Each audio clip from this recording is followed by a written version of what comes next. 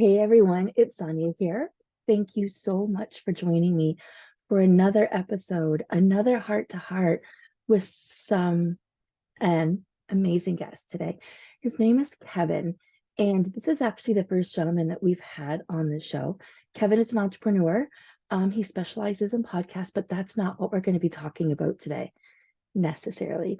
You know me, I like to tap in a little bit about meals, movement, mindset, and your relationship with money.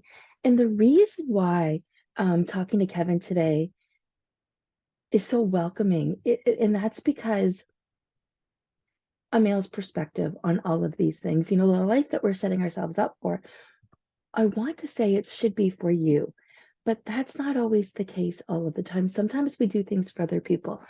And we're going to tap in and see from a male's perspective where things fall and land in those areas. And honestly, just like normal with our heart to hearts, we're going to see how fluidly this conversation goes and where it takes us. So with no further ado, we're going to get started. I just want to say, if you're brand new listening to this show, thank you so much for giving us some of your TLC. This is episode 144. At any time I mention a heart to heart, it means that there is a video component on YouTube. So you can go to my YouTube channel, link is in the show notes. And from there, you can certainly see and be a part of the conversation. Because with all of these heart to hearts, it's just like you're sitting down and having coffee with a friend. So have your coffee cup handy. Here's mine today. It's called Hot Mess. I had my grandson last night and feeling super sleepy today. Which for those that are catching the YouTube version, I am dressed in literally a white bodysuit and charcoal, or not charcoal, but chocolate bottoms. Okay, hang on one second. I'm gonna pause this and we're gonna pick back up with Kevin. Hey everyone, as promised, I'm back and I have a special guest with me. I've got Kevin with me today, and there's a couple things I want to say before we get started. First of all, kudos to Kevin for being brave as the first man to show up on my podcast. And I find it very fitting. You're going to have more and more men show up and share. And that's what I want to hear, because, a lot of the messages that you've been listening to over the course of the years and inadvertently by catching these messages, the context isn't for women only. So today we're going to hear the perspective of the topics we normally talk about as we're sitting here having coffee together and water, magic, whatever's in your cup. There's no judgment first thing in the morning. And we're going to hear how these things apply to a man's perspective. So for no further ado, Kevin, please take a minute and share with us what makes you you. Yeah. So first of all, I feel very privileged to be here. I appreciate the opportunity to serve, and I am excited to go deep into whatever we talk about today. So yeah, I'm Kevin Palmieri. I am the host of Next Level University. We have a global top 100 podcast with 1,300 episodes almost and listeners in 150 countries. And I love helping people. At the end of the day, I look back and I remember saying, if I could do what I'm doing today for a living, if that could be my job, if that could be my passion, my purpose, my mission, I would be the most fulfilled human on the planet. And that is why I try to show up with positivity and energy every single day. So that is me in a nutshell, just a man who likes helping. Well, it's not just a man who likes helping. It's a man who's passionate about serving and lifting others, who also loves cats. Yes, I love cats. Yeah, I am the ultimate cat dad. How many cats do you have? I have two. So we have Fudge. Fudge is a little black cat he's got some white on his chest. He looks angry all the time, but he is the happiest cat in the world. And then we have Ace. Ace is like a tiger cat. He is brave. He knocks things over. He is rambunctious. He is the troublemaker. They are the next tattoo I'm going to get. I'm going to get them on my hand. So they're next. So which one do you emulate the most? I would say I'm a mix of both, because Fudge is very anxious, but when he gets to know somebody, he's very, very loving. And Ace is kind of a rebel. And I think I have both of those. The version you see of me is kind of like Ace. where I'm just here and you probably think I'm very confident. You probably think I know what I'm doing. But behind the scenes, I'm more of a fudge where I am a natural introvert. I am anxious and I don't like to be the center of attention. I don't necessarily like meeting new people. Oh, wait, are you okay with this being a heart to heart? I should have asked you off No, of camera. course. No, of course. I've done. Actually, That's the interesting thing is I've just done this so many times that it probably, there's really nothing off limits when it comes to being on camera for me. I'm very comfortable here. and actually for everybody catching this, I did share this in the notes, but that we were passing back and forth that we will be going on camera. So I spontaneously did not just throw this at him. No, you're good. Okay, so there's a couple things that you brought up right now.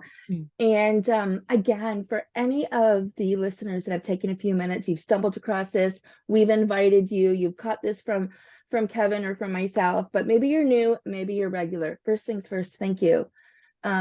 Thank you for creating time in your life to remain open to learn more.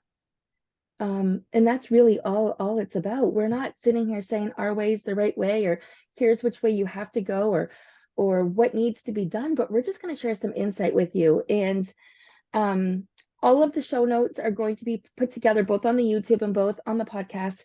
You're going to be able to reach Kevin or myself directly or indirectly. It doesn't matter. We're not going to hunt you down, but we're here to help you up level and elevate your life. And Kevin mentioned 3 things that we're going to touch on. And he didn't know this: anxiety, confidence, and being an introvert. Okay. So tell us what anxiety feels like to you. That's a great question. Anxiety in a mental sense feels to me, this is the best way I can put it. Imagine you put your most valued possession, right? Maybe it's a cell phone, maybe it's $1,000, maybe it's your wedding ring, whatever it may be. You're putting a valued possession in the sink, and it is in a cup in the sink. And then you turn the water on full blast, and you are super, super, super, super nervous and hyper fixated on the fact that if the water gets to a certain level, it's going to get in the cup and it's going to wreck whatever the wonderful thing you put in there is. That is my mental representation of what anxiety feels like. The physical is tightened chest, tightened throat, that for like heavy feeling, scarcity, fear. That is what anxiety looks like in a, I guess, kind of an example state, and then also in the physical state. That's kind of what it feels like to me. And it's interesting because we all have a different approach on what anxiety looks like and feels like. And I want to thank you for sharing that, because that's a very vulnerable piece. I too have anxiety. I too, even if it's something I'm good at, I need to know I'm good at it. I don't like being just one of many. And I certainly don't like having other people in charge of my destiny. That gives me anxiety. So for me, if somebody says to me, like a boss, or we need to have a talk, but we're not going to talk until Monday. What? You give me 4 days to sit and let my imagination at its finest. Because with my anxiety, I naturally go to worst case scenario, and this is a defense mechanism. Do you do the same? I used to. Yeah, I used to. And then I read in a book, I don't remember who it was. It might have been Tim Ferriss, but he said you have to think of it from the perspective of what is the most likely case. So we have best case, worst case, most likely scenario. I always try to think, okay, I'll become aware of best case. I'll become aware of worst case. But based on recent and relevant proof, what is the most likely case that's going to happen here? And that has helped me a lot, because I just think it helps you kind of create logic in an emotional situation.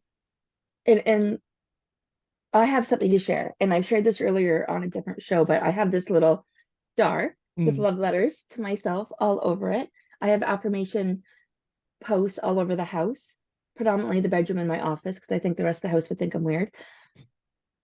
What is the best that can happen? Yes. So what I liked specifically about what you said is, if you look in terms of a ship rocking back and forth, or a pendulum rocking back and forth, what is the worst that can happen? What is the best that can happen? And what you're saying what is the most realistic? Yeah. It changes the parameters. It keeps you from swaying to both extremities, which means with the law of attraction, what goes around comes around. So if you're, sorry, and the law of polarities, if you're sitting up here, you naturally have to swing the other way.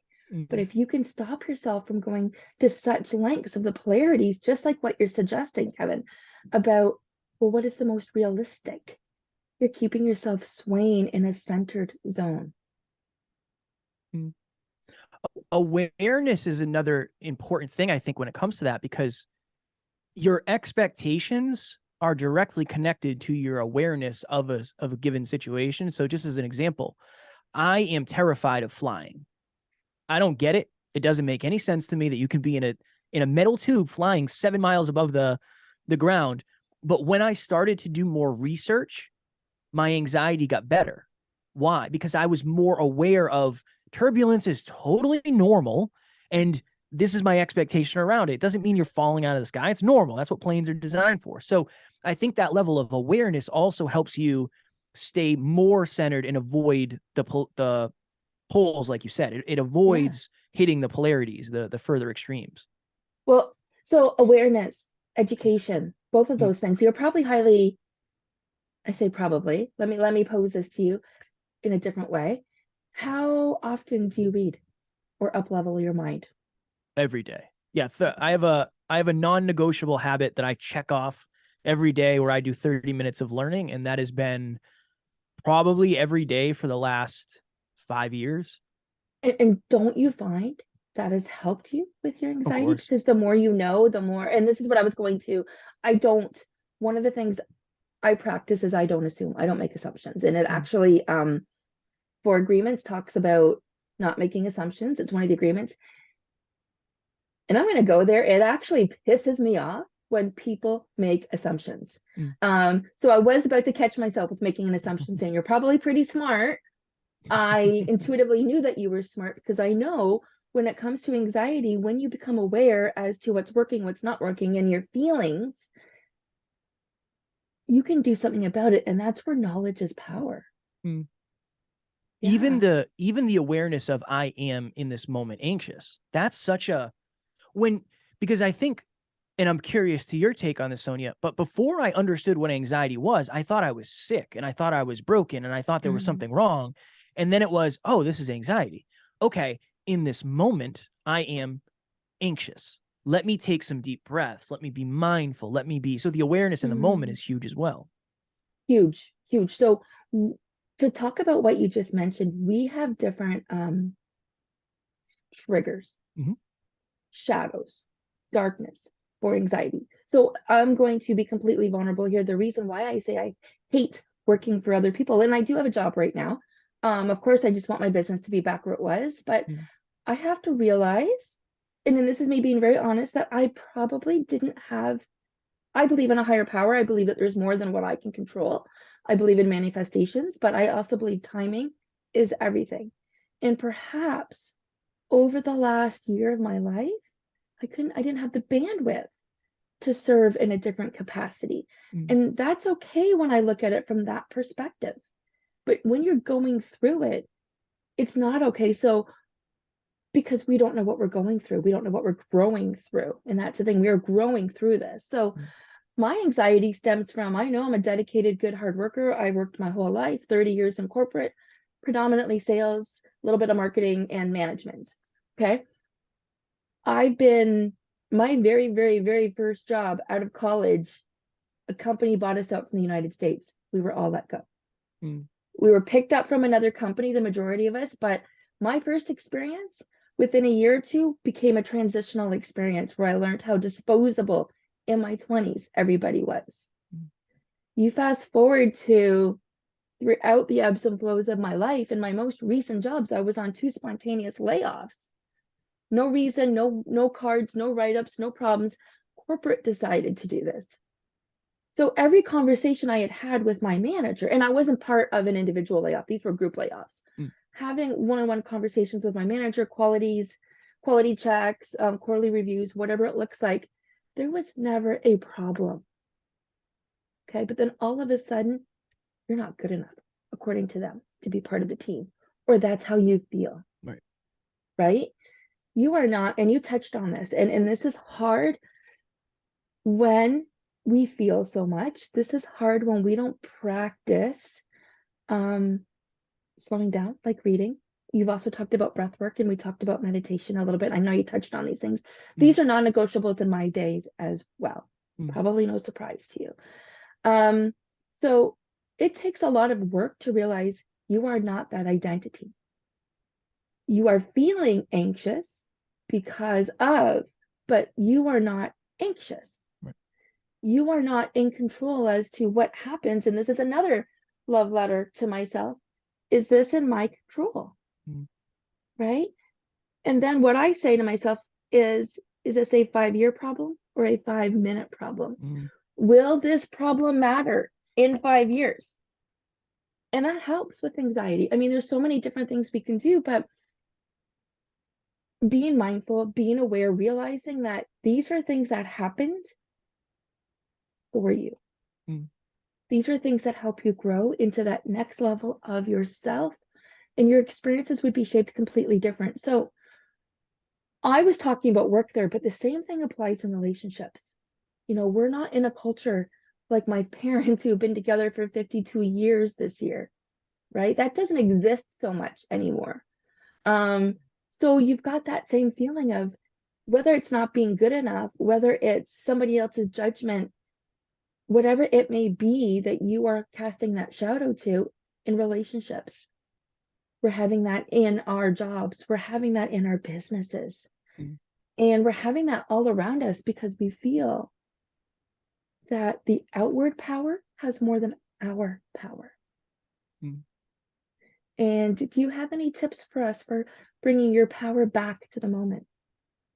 I think you've spoken to it beautifully, where I think it has to do with working on yourself as much as you work on anything else, because you're the only thing you're going to bring with you for the rest of your life, right? We're going to get new phones, new shoes, new clothes, potentially new partners, new friends, new homes, new cars, everything, right? Everything external. That's the thing, right? Everything external you can replace. Everything internal you must refocus and rewire and revisit and get different perspectives. So I would say, to your point, when you work on yourself, it's this weird thing where, this has been my experience, the more I've worked on myself and what I know about the world and about me specifically, the less stressed I get. The more stress I can handle, the more uncertainty I can handle, because it's almost like I've trained to swim in rough waters. I've trained to be out in the dark, whatever it is. That it's this weird thing that when you understand you are the vessel, and you grow the vessel and you strengthen the vessel and you know the vessel, life gets a little bit easier. Still not easy, still a challenge. There's a lot of hard conversations, a lot of hard reflections, but when you become more competent as a human, I think everything gets a little bit easier to weather. That's huge. And I echo the exact same sentiments. I actually wrote down some really good points about refocusing and rewriting your script and your story, because we don't. Yeah. We sit in that space. And before we continue to that next step, I have a little mini assignment for you. Please. Okay. I have a challenge. There's the word challenge. Okay. Without thinking of anything else, I want you to just wiggle your toes and see what happens. Wiggling them. I know. Look at your face. Look at your face. So when you wiggle your toes, if you realize that you are anxious, so anxiety is thinking about the future, right? Depression is being stuck in the past. So that's why when somebody says we need to talk, for an anxious person, and remember, most of the times, most of us are not walking around with labels on our forehead saying, hey, I'm anxious today. Hey, I'm tired today. Hey, I'm sad today, because, this is not acceptable in society. We're all okay, right? You don't know what that person's facing, and you don't know the triggers. So if somebody were to say, we need to have a talk, for an anxious person, skip that part and just go to the talk. Rip that Band-Aid off, good or bad, but you don't understand what is going through their their head from point A to point B. And it's not something that, it's something that they are working on, because most people that have anxiety understand that they have anxiety of some sort, or PTSD, or whatever it might be. They know that they've got something that they're not in alignment with, and they're working with it. So the more you can learn about the impacts of that, the more you can understand the awareness. And it's as simple as, okay, I'm starting to feel something that's not comfortable. Well, what if you wiggle your toes for just a second? You can't help but smile. First of all, whether it's your eyes or your body, I noticed your eyes first, and you're not thinking of anything else. So that temporary worry has gone away, right? Which helps you be more in the present. And that's what we're looking for. The mindfulness, the present piece. It's about noticing the beauty around us, and not just showing up and doing the things we're supposed to be doing, but enjoying the journey to get there. Yeah. Okay. So on that note, do you have a minute to share with us a day in the life when it comes to taking care of you? Oh man. So You said you have some non-negotiables here. I do. Yeah, I do. I just want to preface this with my experience as a human being does not suggest that you have the experience that I have, because there's a lot that goes on. So for me, taking care of myself starts with me exercising. I like to get up early, 5 o'clock, 4:30, whatever it is, and I go directly to the gym. It actually starts the night before. I never have my cell phone in the bedroom. My cell phone stays in the office. My phone does not come into the bedroom with me. I don't want it. I don't want the pull. I don't want I don't want that. I don't want the anxiety that comes with running a business and having your phone at your hip 24/7. So yeah, my phone stays in the office. I get up. I put my phone in my pocket when I wake up. I don't look at it. Right. I don't need to know what's going on at 4:30 in the morning. I go to the gym. On the way to the gym, I learn, because I'm listening to an audiobook on the way to the gym. When I get to the gym, I put my AirPods in, and then I listen to another 15 minutes of the audiobook while I do my mobility, turn on loud music and crush my workout. And then I go home and I listen on the way home to our podcast, because I try to reflect and master that. And then when I get home, it's usually I have a couple hours of back office work, and then I'm doing this. I pretty much do this from 10 a.m. till 6 p.m. Monday through Friday. And then I usually do a couple calls on Saturday. Throughout the day, it's just serve, serve, serve. And then at night, I make sure that I try to spend at least 2 hours a night with my wife. That's important as a very busy business owner. It's hard to find that time sometimes, but we're trying to, very similar to you, Sonia, I'm trying to level up my life overall, but my love, my health, and my wealth, I want everything to kind of grow at a similar rate. So yeah, just some of those non-negotiables for me are, I try to exercise every day. I try to get 8 hours of sleep. It's usually 7. I weigh myself every day. I track our finances every day. My wife and I play the gratitude game before we go to bed every night. It's that type of stuff where I'm just a creature of habit. So if I can focus on doing the right things, I'm usually pretty good at doing them consistently. So, but a lot of those things are me making sure I'm pouring into my own cup and getting an hour of R&R a night, right? That type of stuff as well. I love that. Okay, so there's similarities, but I do love that. And for those that don't know, we're going to touch on this because I don't know if this was brought up a couple on the last episode or not, but ironically enough, Kevin did an episode with my husband last week, and it's by Reggie B, and it's Hey You, Get a Real Effing Job, and it's about entrepreneurs, and it's amazing. I'll be a guest on there one day too. I just haven't booked my time yet, but I don't know what you guys tap into because I know his is just getting released. Did you guys talk about our date night? I don't think so. Okay, so this is interesting. So first of all, we didn't know that we were going to be on the show until Tony and I were talking about it one day. Couple things I want to share. So there's a lot of similarities and parallels. I function better when I work out in the morning as well. So this week I signed up for a 5 and a 10. It's been 4 years that I've been in physio and recovery from my ankles. I've had some changes since COVID happened. I was running a fitness studio pre-COVID, teaching 23 high-intensity interval classes a week. My goodness. To spending 4 years in physio and not being able to move my body and run. That's where I'm saying the bandwidth and the timing. what we want, the universe knows. We've thrown it out there, but we need to prove by trusting that we will allow it to come at the right time. It doesn't mean it's not working. Didn't mean my ankles will never heal. It means they will heal at the right time. So this year I've bit the bullet. I've signed up for 2 events. I'm super stoked about it. So that means there's a training schedule now, whether it's spinning, whether it's Pilates, whether it's yoga, whether it's an outdoors walk with the dogs, or this morning, Hudson and I, my 3-year-old grandson, he'll be 3 in May, and he is one of the reasons where I may not have the bandwidth. I also had my dad 6 months ago diagnosed with stage 4 lymphoma cancer. Of course, I may not have had the bandwidth to serve when my world was being affected. And keep this in mind. We're talking about filling our cups, but as much as you're doing the right things, it doesn't mean there are external circumstances aren't going to affect you as well. Right?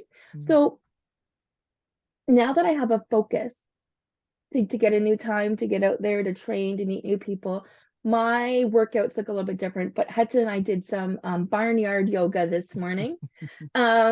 But it feels so good. It doesn't matter what you're doing, and this is the point. There's a couple similarities. It doesn't matter what that movement is for you in the morning. Right. Honestly, you can get so much peace from yoga, or a walk with the dogs, with or without your headset. It doesn't matter. Like, there's no judgment, and there is no right, wrong. And this is the biggest takeaway. Taking time to fill your cup, there is no right, wrong at all. It's just that you need to do it. So I too listen to audiobooks. I am part of a book club, so I'm listening to some other books, but most of them are all personal development. And I actually have a really cool tracking device. It's in one of my books that I've created, but I'll show you. Please, hang on a second. I will. It's kind of cool. So there's my dad again. I'm so thankful. So he actually rang the cancer bell last Friday. So really good. Different, but that's the thing. We don't know what's coming down the pipe. We're just doing this work to prepare so we can get through each day as the best version of ourselves. So I have created these sheets. It's called the book list. So every time somebody refers a book to me, it goes on this book sheet and it gets colored. So far this year, I've got 5 colored in, 6 colored in. 1, 2, 3, 4, 5, 6 colored in. And I had to sit there and pause back in February thinking, what on earth did I accomplish this year? What did I accomplish? Like, just because it looks different, a year ago, I had a book release in the first quarter, my quarterly planner. So the point is, it can look different. There's a point here. Okay, so anyways, I've got my book list. I've read 6 books so far this year. Last year, I completed 31 books right here. Nice. Right? Kind of powerful. And very powerful. Well, where is my book? You know, it is powerful because we see this all the time. Sorry, I'm here. I'm listening. I just created a book I wanted to show. Oh, it's right here. This is my getting started guide, this book. And the only reason I am showing this is because this book that you can get on Amazon does have the book list. Right? So then you can write other books down. So whenever somebody is suggesting a book, it goes on my book list. And then I write it down. So I listen to books when I'm driving, and it's amazing. Even when you live in a small town, you can get half an hour to 45 minutes of personal development, and while you're running errands. And if you're going grocery shopping, score. If you're meal prepping, score. Like dishes, score. Yep. So it doesn't have to be boring, and it doesn't have to be mundane. And sometimes people cast these, and this is where I want to say, men, women alike, what we're talking about here isn't for one or the other. This is about you showing up as the best version of you to live your life. Right? So we both do some sort of mindset work by personal development in the mornings. We both move our bodies in the morning. I'm a little bit different than you. We do have a bedtime routine, which I'll share with you. My phone goes in our bedroom on my side of the bed at about an hour before I go to bed. When I'm done work, it goes to the bedroom. It gets plugged in, it gets charged. Now we do have kids, so one of us needs to have their phone on, and that's normally him. So the phone's on, but I don't normally hear it. And sometimes he's like, I think someone's calling you. Normally only the kids or my parents will call at night if there's an emergency. But the phone is beside my bed, but I don't touch it for about an hour before bed, maybe an hour and a half before bed. Normally okay, so we'll talk about before bed in a minute, but the very first thing I do in the morning is I go to my Calm app and I do a 10-minute meditation. And I need my phone for that. So, and then from there, lately, and I've been leaning into this. So there's an age gap between the two of us. I'm pretty sure Kevin's not going to be 50 this year like I am. So the whole point is it doesn't matter where you're at. But when you own who you are, as much of a morning person as I am, I have learned that, especially through the seasons, with the darker weather in the winter, I actually like lingering in bed and doing some of my social work after I've done my meditation before I even move my body. And it's just been working for me this year. A little unusual, but remember, I spent 5 years at a gym being ready for clients at 6 a.m. Right? And I have had the children where I'm up all night. This is lingering in bed, getting up an hour early and doing my meditation and drinking normally I will drink a whole liter of water before I even get out of bed. I have it there overnight. And this is where I kind of give myself permission to linger, but I'm not really lingering. But this is like the faux pas part where it's, you have to get up and go. No, you need to get up and do what works for you. Right? So I do meditation throughout my morning. I do like to do journaling. Okay. But journaling was hard for me. I didn't trust it. I had some stories that I was holding on to that journaling was hard for me. But I was consistent with something called reflections. And we haven't talked about this yet, but for years, I've been diving deep into oracle cards, tarot cards. I even have an angel book that I populate, like that I dig into, and I just fold the pages. And yesterday I went on YouTube. So this isn't live. So I did go on YouTube, and I forget what I called it, but there was a live episode I did. And I talked about how everything in my cards showed up exactly to what had happened that week, verbatim. And that is awareness. And so I had no problem reading my cards, reflecting on what they meant, what I thought they meant, the direction, and just pausing. But I was not journaling. So I changed that, and I tried. I'd moved the journal beside where I was sitting on the couch. I tried different things over time, but now I journal before I do my cards. Right. And that's called habit stacking. And you have to move things around to what works for you. If I work out first thing in the morning, it's done. I'm a better person. I'm happier. It's done. I'm dressed. But I also have an opportunity to take a mental health walk at 3:00 with the dogs. And it feels good. And there are some powerful walking meditations, and it feels good. So you touched on this, and we touched about how I'm like, I'm not wearing my glasses. Is it really 10:57? No, Okay, 37. It's not. We got time. Okay. So like you, it starts with our bedtime routine. And the 5 years, so I've been divorced twice. I've had to pick up my personal life twice, which isn't easy. The one thing that's making this relationship and a blended relationship stick is that since we've been together, we have had date night every single night. And I can't stress this enough, because like you said, for you and your girlfriend to have a couple times together, you and your wife to have some time together for 2 hours every single night, it's going to look different for everybody. We meet on the couch at 9:30 every night. And sometimes it's a little bit earlier. Sometimes we'll check in and see if we're going to meet earlier or not, if we're doing our own things. So if we can and sometimes we sit and talk, but sometimes normally we sit and start a show and relax together at night. And we aim to be in bed by 10:15, 10:30.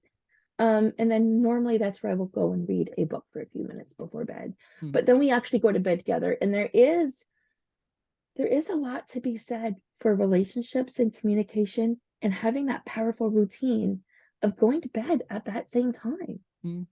Yeah. Speak to me about your experience to that. Yeah. I think if you think about, I guess airplanes is the analogy. Airplanes is the theme today. If you think about planes, one of the reasons planes are so safe is because they have a system they run every single time, right? Before you fly, while you're flying, after you fly, before you fly, after you fly, during the flight. There's a system. When you think about why Amazon works the way it does, there's a system. When you think about why Zoom works the way it does, and you and I can talk to each other across the country, across the world, it's because there's a system. What I have found and what I have seen and what I've experienced is the majority of relationships that don't work, there's just no system. Yeah. There's no consistency. There's no focus. There's no intentionality. There's no commitment. It's, well, we're together, and if it's supposed to work, it will work. It's like, no. I understand what you're saying, but whoever told you, and this is just my perspective, whoever said relationships are supposed to be easy and they're just supposed to flow. I love my wife. We are deeply in love. We're an amazing couple, but we have arguments, we have disagreements, and we have moments where we have to say, hey, we have to both be vulnerable and talk about this. And I just think my expectation, though, is that a relationship will be challenging, because I think relationships involving two people are challenging, right? So I think what I would say when I'm speaking to this is just, I think that the fact that if you don't have a system, you're relying on emotions and you're relying on things that just might be riding under the radar. If you're not hyper conscious about your activities, you're limiting the amount of results you could get. That's what I'll say. It's powerful. It's powerful because most people don't think twice that just because it involves work doesn't mean it's worth it. Right? And would you say that your marriage is successful because you take time to fill your cup every day? That's a big part of it. Yeah. If my state is off, everything is off, right? If I'm not pouring into me, I can't pour into this interview. I can't pour into my wife when she's stressed out, or the family, or 100%. Well, and then you'd made a comment too about, other words, if you don't have that system, you're relying on emotions. But not everybody is on that same page with emotions. We talked about that at the very beginning, right? We've got the deep shadow work or the triggers or whatever. So emotions can be in abundance of or in lack. And when it comes to communicating, that can be challenging. Of course. Right? Yeah. It makes a difference when you take care of yourself and you remove those assumptions. You remove those expectations that marriage is going to be easy, or life is going to be easy, or today is going to go as planned. I thought yesterday was awesome.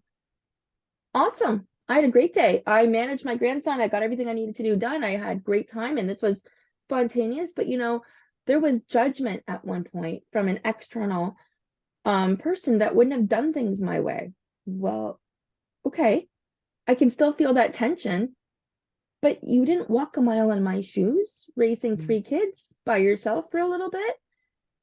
And it is okay for them to be in a different room, right? Like when you've got different scenarios and different backgrounds, but you hold on to that heaviness as judgment when it's an assumption or an expectation, instead of communicating about the fact that it can be different.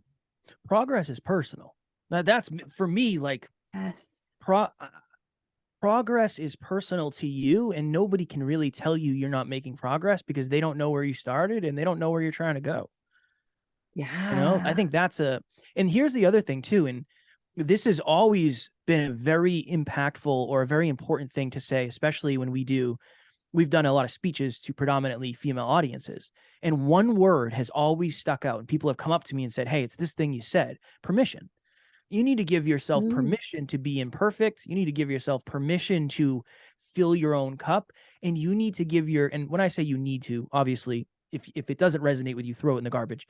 But it would benefit us all to give ourselves permission to actually be what seems selfish from time to time. It is not selfish to practice self-love. It is not selfish to practice filling your own cup. That is necessary. That is a necessary thing, not a selfish thing.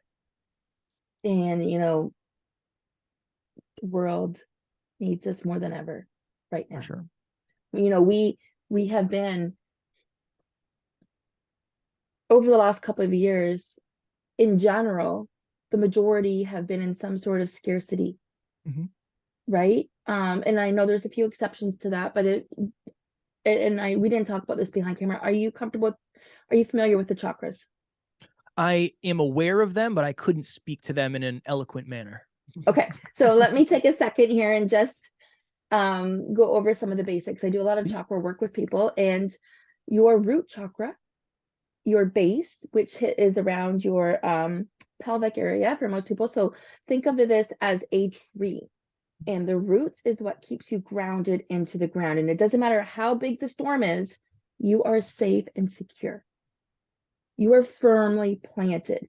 You have more than enough, and it is safe for you to have it all. Okay, but you can imagine how many people were affected where this is not their truth. Okay, over the last couple of years when there's been shifts. Now think about anybody you may know that maybe were not impacted, or maybe they were a couple of years ago, or even now today throughout COVID and the after effect.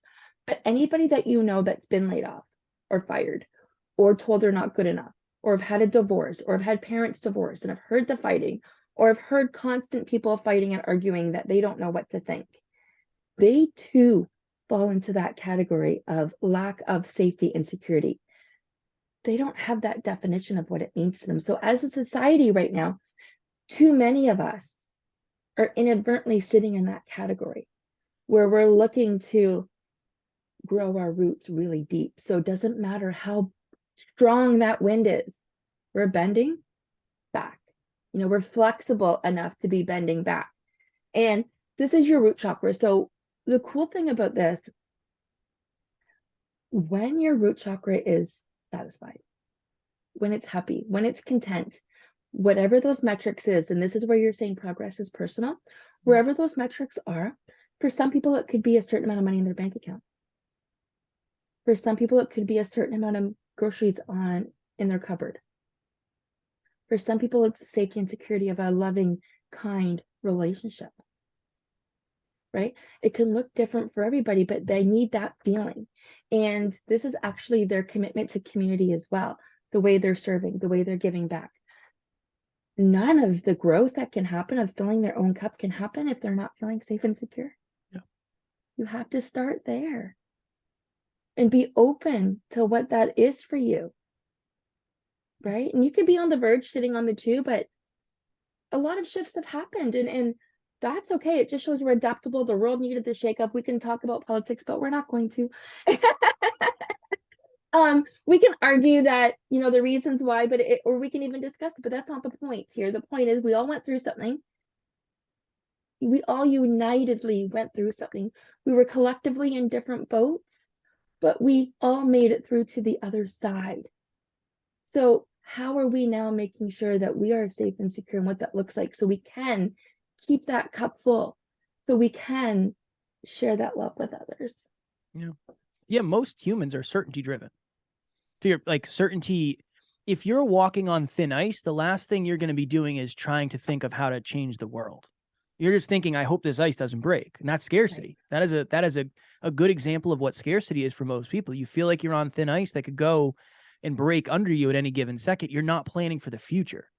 When you're stuck in the moment, now there's good pieces to being in the moment, but when you feel stuck in the moment and you feel constructed by what's around you and you cannot break free and there's no certainty of what tomorrow will bring, it's very hard to plan for the future. So I agree 1,000%. Yeah. And that's just one of the 7. Mm-hmm. I love chakra work. I mean, this is where I tap into a lot of people and help them figure out what needs adjusting the most, where we need to focus, because these are deep rooted. Doesn't matter where you're at, these are deep rooted reasons. And some people will have a religious belief, and then now their crown chakra is affected, or they feel like they're personally a failure, and that's where their heart, like that. And this is where a lot of again, divorcees, if you would, man or woman, have that sensation that they have failed in one way or another. And anytime there's a failure, or you feel like you have personally failed, that is your heart chakra talking to you. Yesterday, I did a reading for somebody, and her first reading was for her, but the second reading, when I did it live, my throat went dry. I needed a drink of water, and I couldn't finish reading what I was reading. And she piped in, she goes, I think this card's for you too, because my throat chakra activated. So when we become aware, when we become in tune to these things, we can give our body what it needs, and it's telling us in different ways. So speaking of our body telling us things in different ways, and not just feeling of being safe and secure, you had touched on a couple of amazing things that I wanted to bring up as we're going to bring this to a close. Just respectfully, I know we both have other commitments next. So the first thing I was impressed with is you track your weight daily and you track your finances daily. So for those that are familiar, you know that I talk about the 4 pillars: meals, movement, mindset, and your relationship with money. We broadly talked on movement and mindset, but I would love for you to share with us why you do those 2 things about your finances and your weight. Yeah, for me, progress, if you really want to make a difference, you have to understand where the progress is currently trending. So it's just an awareness piece for me of, do I track my calories every day? No, because I look at the weight and I figure out, okay, I know my body well enough to understand, is it going up? Is it going down? Right now it's going down. Perfect. That's exactly what I want. So I'm very happy with that. Should I track my calories? That's a standard that I put on myself. So I would say yes. But for me, it's an awareness, right? It's an awareness of, I am committed to becoming, I'll just use the word better for this, but better when it comes to my physical fitness. That's something I'm tracking. I want that awareness. I want that consistency. I want that necessity, right? I want that. And then when it comes to finances, it's interesting. When I was very, very broke and we were trying to build this business, that was a habit that I started because it created the necessity for me to say, hey, you got to do hard things today. There's no money in this bank account. And if we keep doing exactly what we're doing, we're probably not going to get the result we want.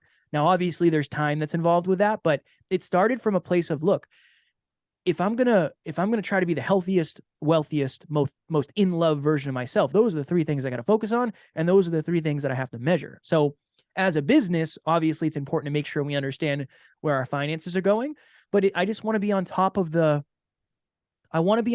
measurements that matter the most, because I have it's this thing where you can look directly at the measurement and it gives you cheat codes. It's like, oh, things aren't going the way you want them to.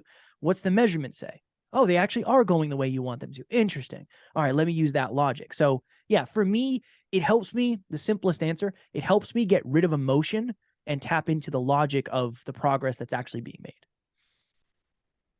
It helps you get rid of the emotion. Yes. Which helps you with anxiety. For sure. Which speaks to me, and I'm curious, do you know your zodiac? I am a Leo. Interesting. Do you know your other 2 signs? I do not. I would not be surprised if you have a Cancer moon. Okay, I'm a Leo. I'm a Leo sun. I'm a Sag rising, which is what the world sees as your rising sign. And I am a Cancer moon. Cancer moon, Cancers specifically, but moon is connected completely to the emotion. Right? And you're not afraid to say, you've said this a couple times, emotions today, which is great to hear, because we have this tendency of thinking women fall into emotions and men fall into logic. It's not necessarily the case. And you shared with us how it's not the case. And yeah, I am highly emotional. Are you an empath as well? Yes. So there could be, I am highly emotional. I am an empath. That is part of another reason why doing this work to ourselves, whether it's a routine, whether you call it self-care, whether you call it a system like a plane, it helps us handle those emotions. Yeah. But we can't see it. I can't see it anyways. I have to make it fun versus structure. Yeah. That's my difference. It's got to be personal. It's got to be, for me, breaking it down into these are the 30 things I should do every day. It's like, okay, cool. That's what I should do, right? That's what we've determined will bring me the success I want. Awesome. Let me do that. For me, it was always an awareness issue. I never knew what to do. When I know what to do, I'll do it. But awareness was always the problem. I'm an operator. I'll show up and whatever. Let me do it. Let me put my hands on it. But when awareness is the bottleneck, when you get a new awareness, that can be an unlock for people. Other people, it's the operation. How do I implement new awareness? Right. So that's another interesting perspective too. Well, and even just being aware. So you track your finances and you track your weight. And I, on a personal note, as a trainer, as a healthy eating and weight loss coach, as a life coach, I know the benefits to tracking your weight every single day. Mm. It's like tracking your bank account every single day. You know where you're at. You've got your finger on the pulse. Yes. Okay. It is not something I recommend for people who are obsessed and have the mindset where the scale is everything, or Yes. they're mindfully going towards their BMI, which is a joke. We can talk about that later. I would But agree. I would agree yeah, with, yeah. yeah. So just be mindful as to your personality, your traits, and how obsessive you are. Yeah. And you might think that you might not be obsessive, but I want to have you have it state. I want to have you have a step back here and think of it from a holistic perspective. If you are an addict in one area of your life, you are an addict in other areas of your life. If you are obsessive in one area of your life, you are obsessive in other areas of your life. So you might not realize whether you are or aren't obsessive when it comes to tracking your food or wanting to lose weight or the way you think about yourself. Mm. But where else is that true? Or is that not true? Mm. And just be mindful, because that's the awareness piece. Yeah. The awareness piece is huge. And my biggest takeaway from that is, there's no right wrong. You can course correct quickly when you know where you're at. Yeah. You can't make those changes. If you find out you've suddenly gained 50 pounds and you didn't know it, well, stop wearing joggers, first of all, because jeans are going to tell you quicker than joggers. It's hard. I wear pajamas all day to work, Sonia. It's Now, like, come what on. are we doing? So the next thing is your attention flows where your energy goes. Mm. So you are consciously making decisions now because you know your attention is going to go to that scale tomorrow. Your intention is going to that bank account tomorrow. Mm-hmm. And I can impact. You can influence what you study. That's another. I used to live unconsciously just doing everything. I didn't know why I was doing anything. And then I said, okay, what's the opposite of unconscious? Hyperconscious. Hyperconscious is acutely aware of everything. That's what I'm aiming for. I want to be aware, at least at an awareness level, then I can decide what to do with it. But awareness is a potential, right? And awareness is potential power if you want to use it that way. Okay. What else? What other words of wisdom do you have for us before we sign off today? Oh man. I think this will resonate with the audience, and maybe I'll have to come back and we'll do a full episode on this, but are the people in your life the best from your past or the best for your future? There's a lot of us who have people in our lives because they've always been in our lives, or they're supposed to be in our lives, or we feel guilty if they're not.